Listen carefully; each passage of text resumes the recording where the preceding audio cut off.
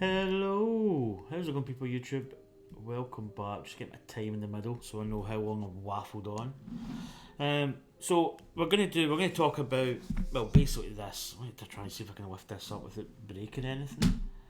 Easier said than done. So this is what we're building. This is the Millennium Falcon. Pretty much still in its kind of early stages of the build. But I want to just go over because I've been doing live streams, but I haven't really been able to talk about like this. I've got this book here. I need to get this. Falcon's getting in the way here. It's the Star Wars Millennium Falcon YT 1300 Owner's Workshop Manual. It's a Haynes. I bought this book actually a while back. I didn't get it for $16.99. I got it a lot cheaper. Used to be a little shop in the town. Was it Bargain Books, I believe? And I actually got this. So what you see in the front is Lando Calrissian's Millennium Falcon with a little escape pod. So we'll talk about it. First off, I'm just going to go over the build. I've not really had any problems. Let's bring you down. The only problem that I've really had is the manual. I've been using the actual paper manual because the online book also is just the same as the manual, so it's just basically the same rendition as what you get. You can't. It's not the new version where you've got 3D and you can rotate it, which would actually help quite a lot because you kind of do have issues where you're looking at it. You're building from like this point of view, so when you look here, you're kind of getting this. But you don't see where attachment points. So the bit where I had a little bit of problem might not be actually easy to see. Probably putting all the weight in that leg, which is maybe not advisable. Let's get you in a little bit closer. Get my pointer, the old pointer. So I had issues with this plate here. So this is the gun here. So if you look, you basically move this up and the gun comes down. So I had a little bit of trouble with this part. Now, if you look here, there's the attachment point, just here and here. Now there's a, I'm trying to see it actually. There's a, I don't know what the part's called, but it's a 2 Technic pin block that basically joins these two beams together. And I don't even know if I can get you around to see it because this is already getting chonky. But there's a little bracing plate up here.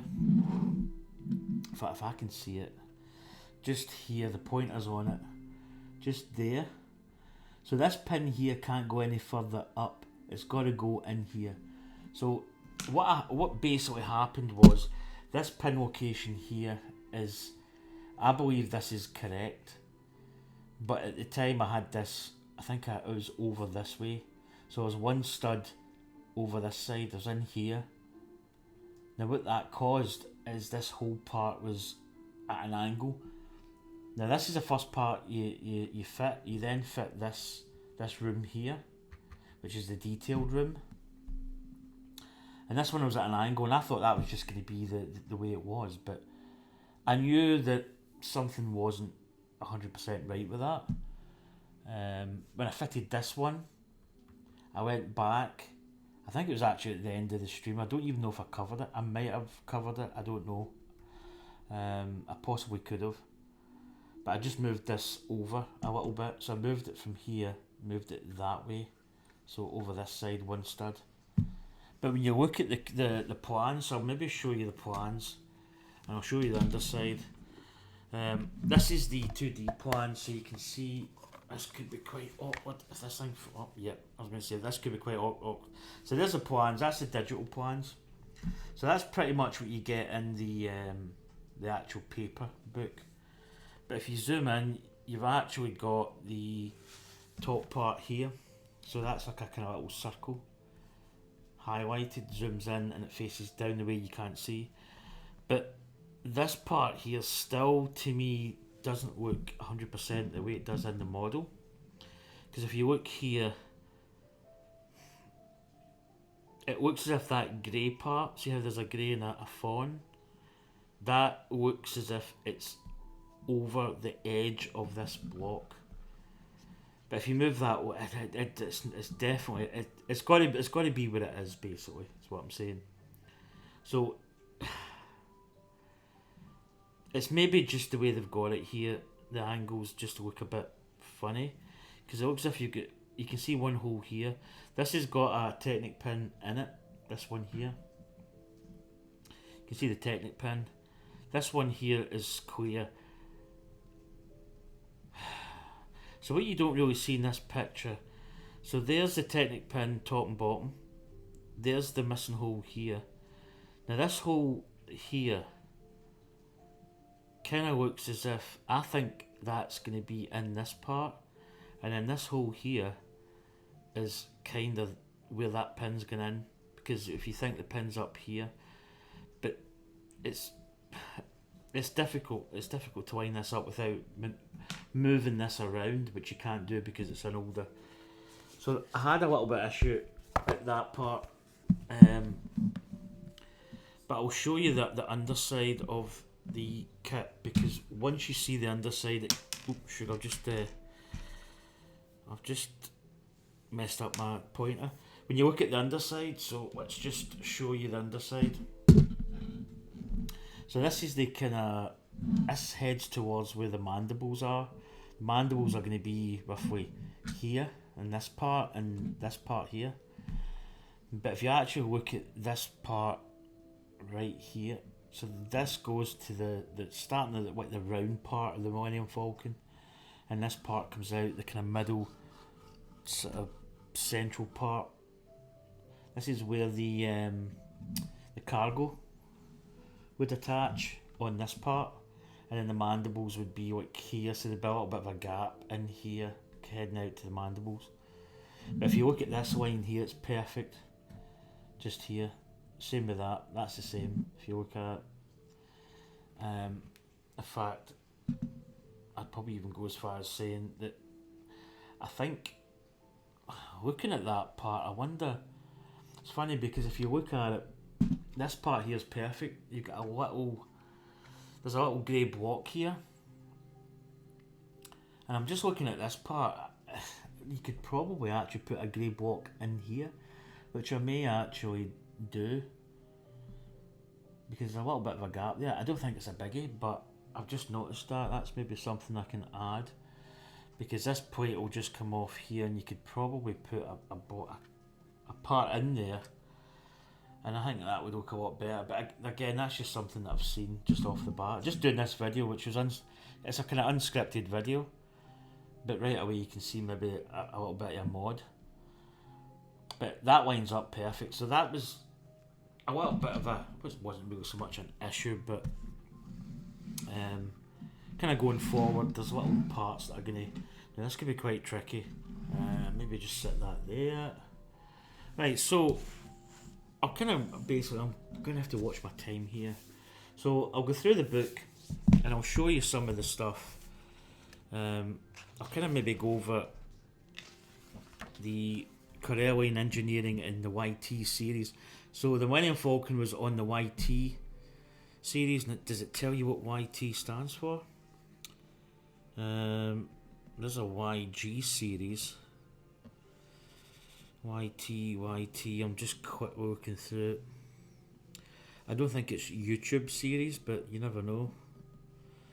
I really don't know what the YT, but basically the Corellian engineering systems. Now in the Han Solo film, basically the link with Han Solo and Corellian was his dad worked in the factory, which kind of makes sense because obviously growing up. But if you look here, I don't know if you'll be able to get. Might have to put this further back. I tell you one. Oh, sorry, Chewie. I've just almost knocked Chewie off his seat. You don't want to knock a Wookiee off his seat. So there we go. There's the that's like a. You can see the 3 ships there. So the Corellian freighter series were all pretty much modular build. So you could put different attachments on, centre cockpit, side cockpit, all different attachments. So that's like a little drawing there a better way I could get this so that this Falcon is big? Even in its early stage, without any stuff round at the side, it's big. I don't even know if I could put her here. In fact, hold on. Engineering upgrade. I might have to come over a little bit in my seat. So, do you know, that actually makes total sense, doesn't it? So there we go. That's a little picture you get. It's quite a nice bit of art. See the little kind of, it's almost like, I don't know, it's like freedom type of guy with his hands up.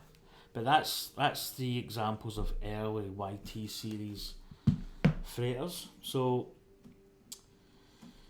there's a little bit of a blurb here. I'm not going to read part for part because we could probably go into quite a part, but it's founded by a consortium of designers and shipbuilders on the planet Corellia, which is where the Corellian engineering systems comes from. When captains of small starships risked their lives to explore and map out safe routes through the hyperspace, unlike primary competitors like Court Drive Yards, which was obviously the Imperial, and I could be pronouncing these wrong, CNR Fleet Systems, CEC, which is a Corellian engineering corporation, does not rely heavily on military contracts and remains primarily dedicated to the civilian market. So it's a bit like kind of Boeing, and then you get, well, Boeing do make fighters, bombers, stuff like that. But I'm trying to think, it's maybe like Airbus is more kind of civilian. So, what else have we got? Just tells you a little bit about the kind of industry there. So this is the first. This is a YT 1000 ship.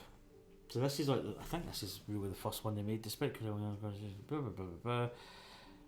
did not envision the YT 100 transport as a bold new direction of starship design, but an experimental departure from the YG series. So the YG, I don't know if we've got any examples of the YG, but they went on to the YT design, and there's a little schematic there of the YT. So you can see that it's got parts that are kind of Millennium Falcon-ish.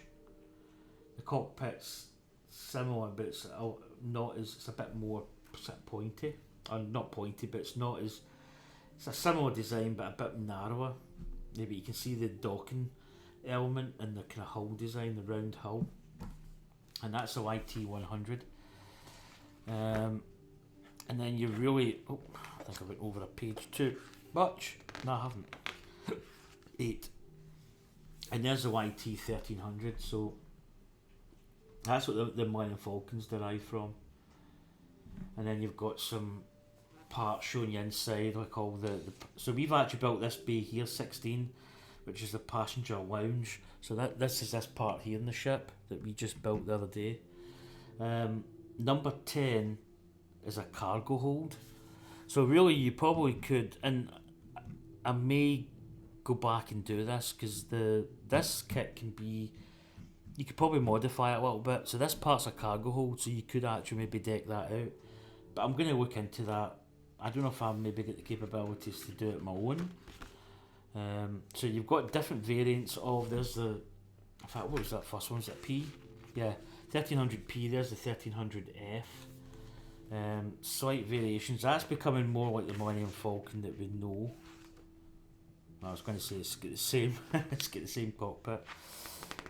I don't know what the Millennium Falcon, I think, was it off the P?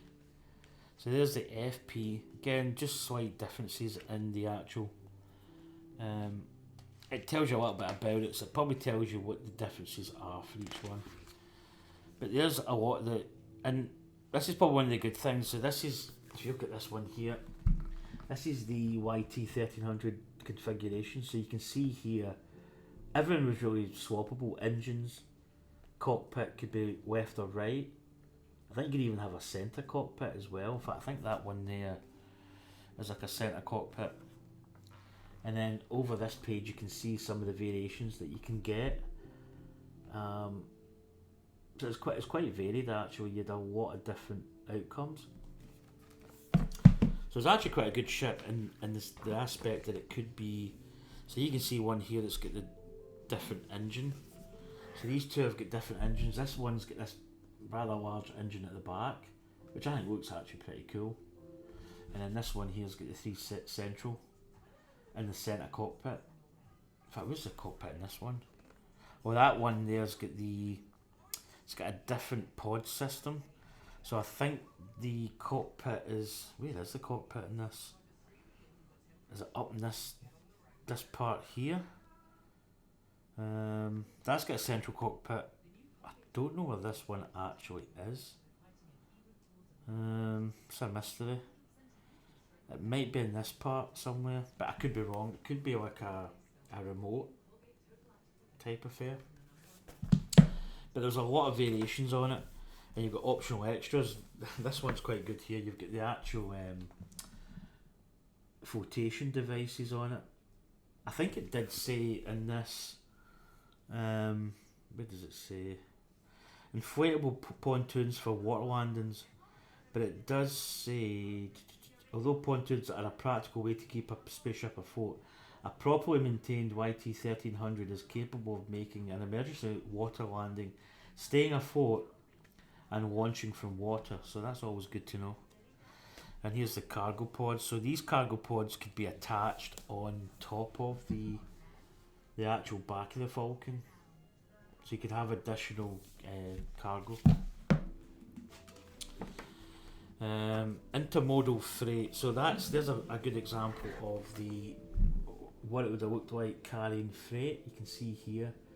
So I don't know how many times I've said these mandibles, but they basically is like a rail system, and it locks in, and then it goes into that little gap in the mid between the two mandibles, and it locks it in. And there's a little side drawing there of like a long, basically like a train, and that is the auxiliary craft. There's the escape pod.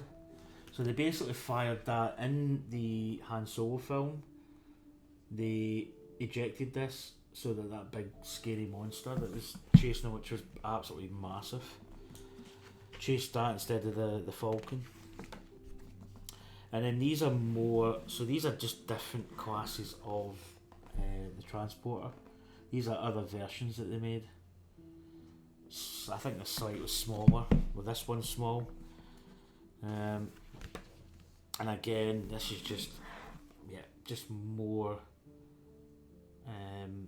variations in the Falcon, or not the Falcon, but the YT. So actually we're up at 2000 here, and there's the YT 2400 light freighter. So it just looks. There's a picture of it, a rendition, which is quite nice. They try and get that light away, and then there's a schematic. Also shows you the speed and stuff. So, and then we come to obviously the Millennium Falcon. That's where's this? First Order TIE fighters pursue the Millennium Falcon during a battle of Crate. So it's obviously, you can tell that it's a newer film because you've got this rectangular dish on it.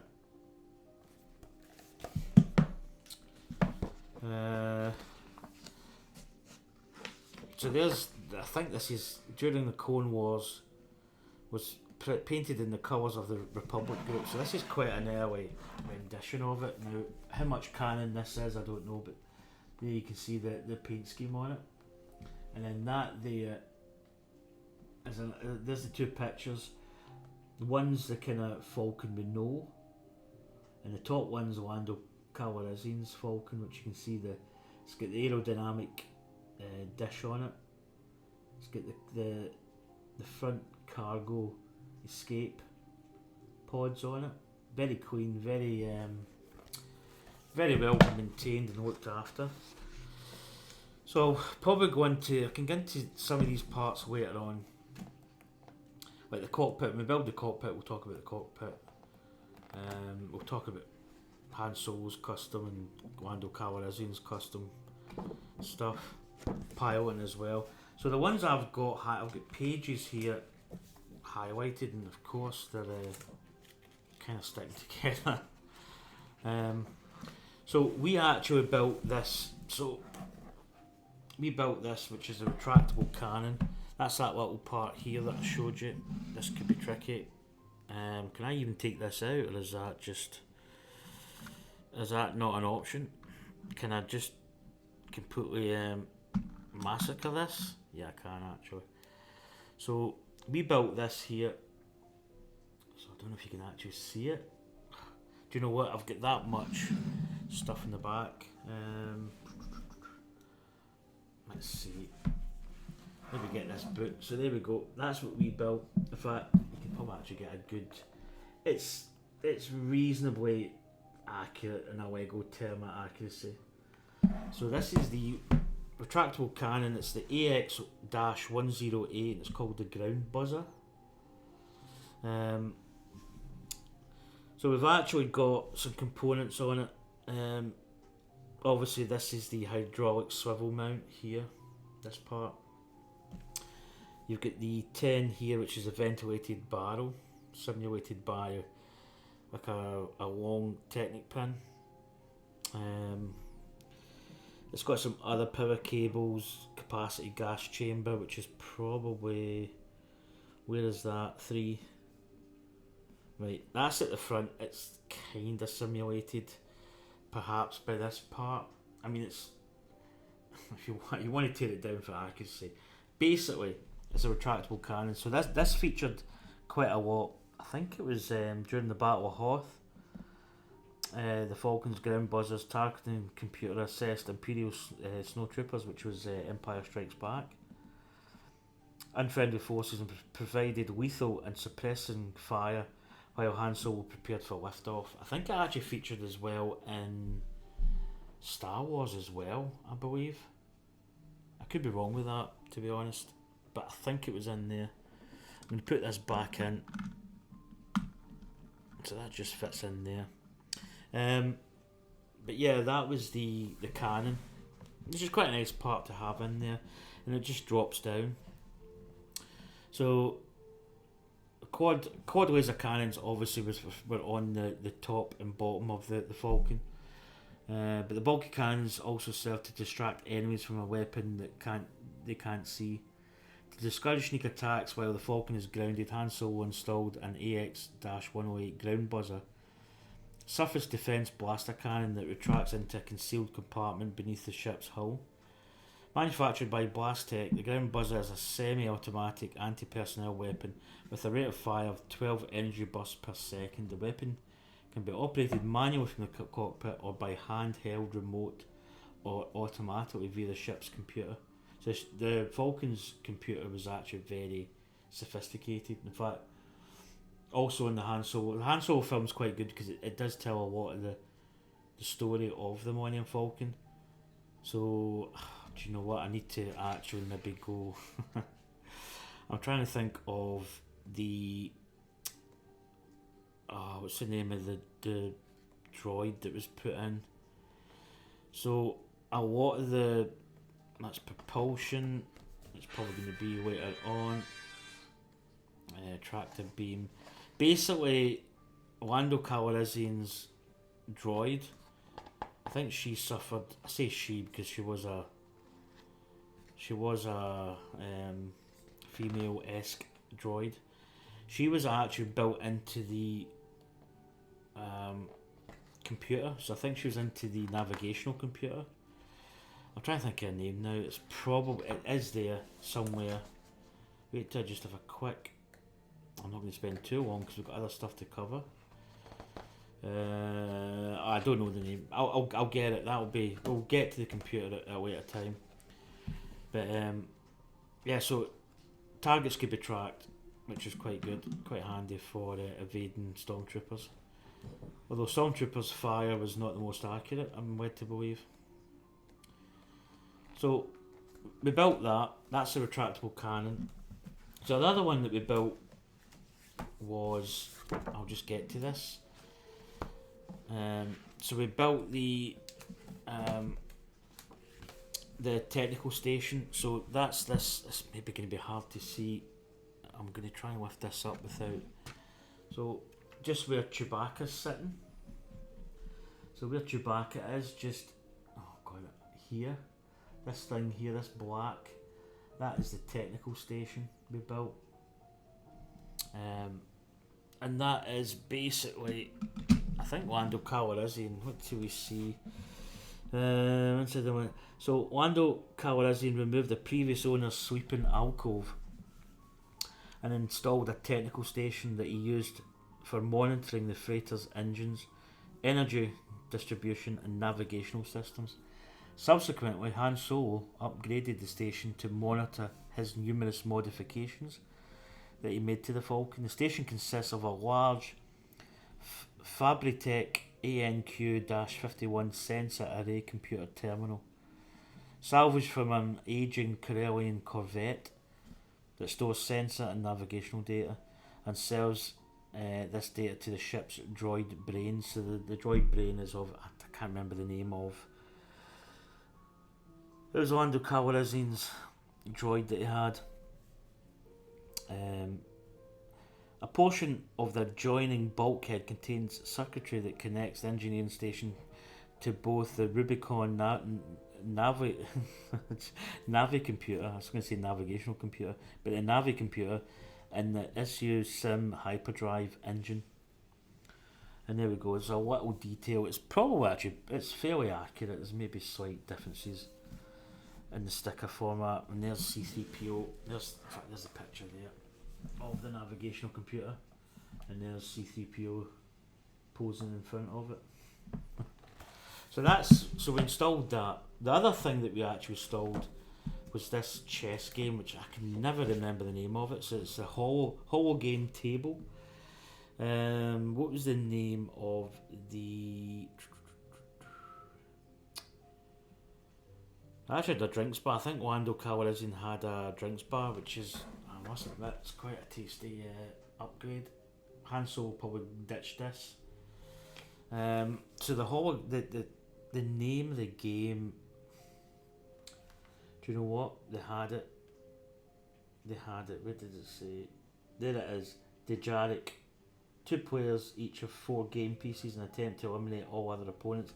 So it's a bit like it's a bit like chess, basically. There's a little picture of it there, and there's some of the movements and stuff. And that's depicted, again, I'm going to bring this up. So, excuse why there is the table just here. Excuse why there's a Porg has got a gun on his head. That's Chewbacca's. Chewbacca's in the seat. He's just chilling there. Let's get him spun round. There he goes. There's Chewie in the technical station seat. C3PO is there. That really should be R2D2. And Chewbacca should be sitting where I think C3PO is. And the Porgs. I think it's Porgs. P-O-R-G. I keep calling them Pog. The Porgs are there is where R2D2. Because R2D2 and Chewbacca were playing the game, and obviously Chewbacca was getting a bit angry because he was getting beat.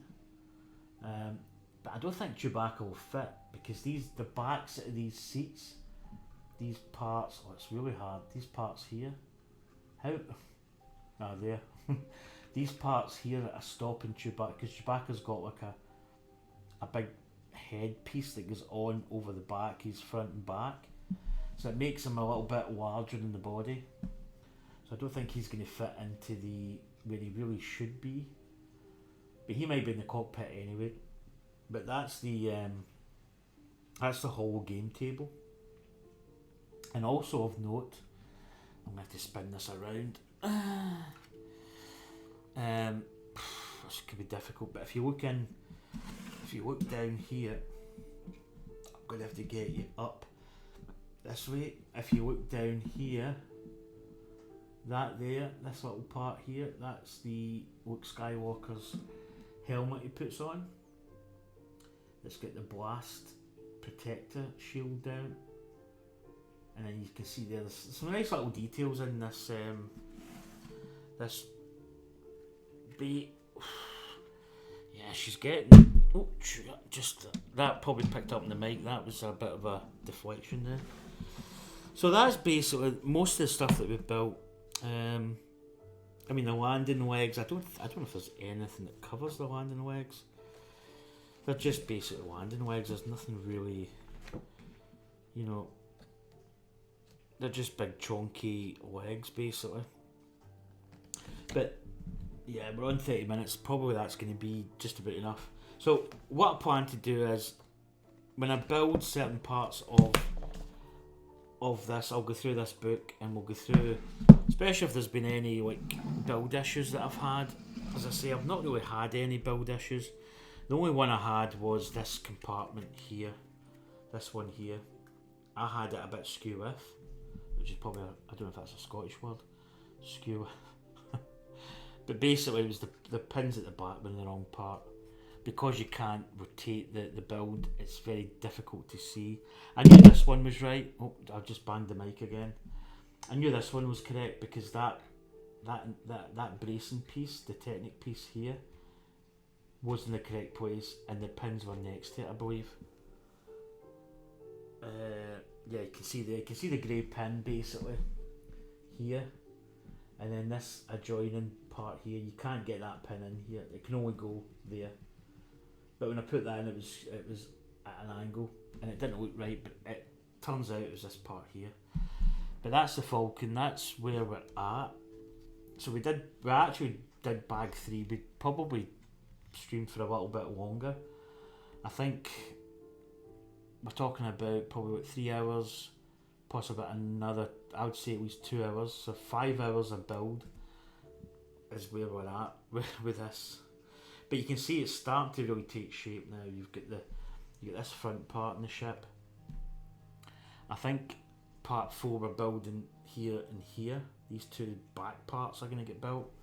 So I think we've got another room over this side on this part, and this part's going to be kind of empty-ish, bit like this one. But this was just a cargo bay anyway. I may look at modifying this, but that can be at a later date. It doesn't have to be right now. But it's a really impressive build. We've got as you can see there, we've got 7 landing legs on it. Probably there's a way you can have these maybe even retracted and some kind of fitment over it to make it look as if it's like kind of aerodynamic. But again, that's something that's little modifications you can do at a later date. But that is where we're at with the Falcon. But I'm going to do these videos, I'm going to call these the Falcon Diaries. And it's just going to basically be, there might be, I mean this is going to be number 1.